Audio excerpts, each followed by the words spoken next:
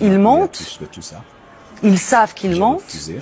nous savons qu'ils mentent, Et il m'a ils rendu savent un peu que fou. nous savons qu'ils mentent et pourtant ils Je suis continuent à allé mentir. Sainte-Pépé 2 fois. Ouais. Sainte-Pépé. Grand fou. Littéralement, comme on entend fou, folie. Mais pas le grand fou, mais vraiment Les nerfs. celui des nerfs. Ah bon? J'étais enfermé dans la chambre 2 semaines avec des produits pour dormir. Parce que Dieu m'appelait, je refusais. Alors j'ai fait 2 semaines sans dormir. Et quand j'ai fait 2 semaines sans dormir, je suis tombé dans le surménage. Je commençais à délirer. Et une fois je suis allé à l'école, j'ai failli manger mes papiers.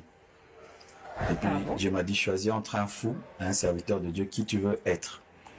Ben, le choix était clair. Hein? Oui. Alors j'ai dit, Dieu, ne permets pas que je mange mes notes dans cette salle de classe. Ne permets pas que je quitte. C'est comme ça que j'ai arrêté les études. Hein. Ah bon? Ouais. Le professeur était en train de donner cours. Dieu me dit, comme tu as refusé de me servir, mange tes notes.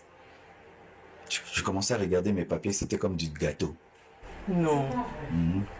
Et puis j'ai dit à Dieu, si je fais ça, quelle réputation j'aurai dans cette école? Accorde-moi de me lever, de rentrer à la maison.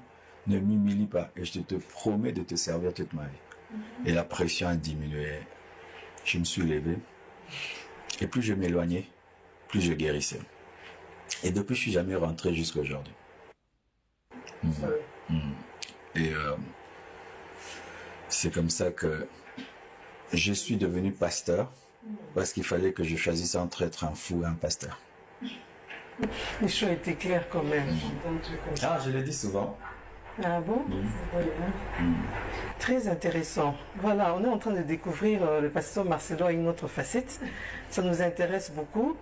Alors, certainement, vous avez dit que on peut imaginer que vous avez commencé le ministère très, très jeune, ok? J'ai été consacré au ministère à l'âge de 21 ans. Et j'ai commencé l'église 2 ans après, à l'âge de 23 ans. Ça fait 27 ans que je suis pasteur.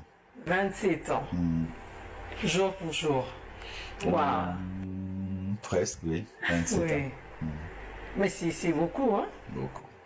Je suis un vieux pasteur. Un vieux pasteur. Un vieux pasteur, mais qui est jeune.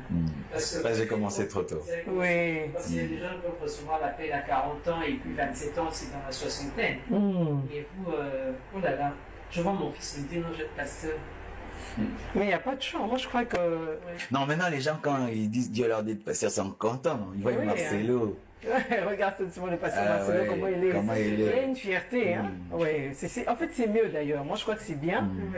C'est encourageant parce que je crois que vous êtes dans les affaires, peut-être aussi. Ouais, donc, je ne fais pas que le ministère. Je suis dans les affaires. J'ai beaucoup investi dans l'immobilier, et dans les livres aussi, et dans autre chose.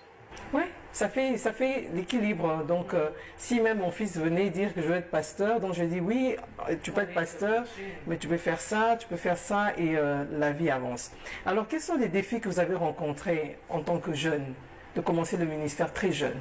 La pauvreté. Je m'y attendais pas. Ok. Ouais. La pauvreté. La pauvreté, je me souviens, je n'avais qu'une seule chaussure. Alors, elle était toute marronne. Et puis, elle était tellement abîmée que je l'ai repeinte en noir. Et puis, c'était des Santiago qui arrivaient jusqu'ici. Et puis, ça me chauffait. J'ai coupé ça avec un ciseau. Et un jour, je prêchais sous le feu de la prédication. J'ai cogné quelque part. L'ancienne peinture est sortie. Excusez-moi. C'est pas possible. Non,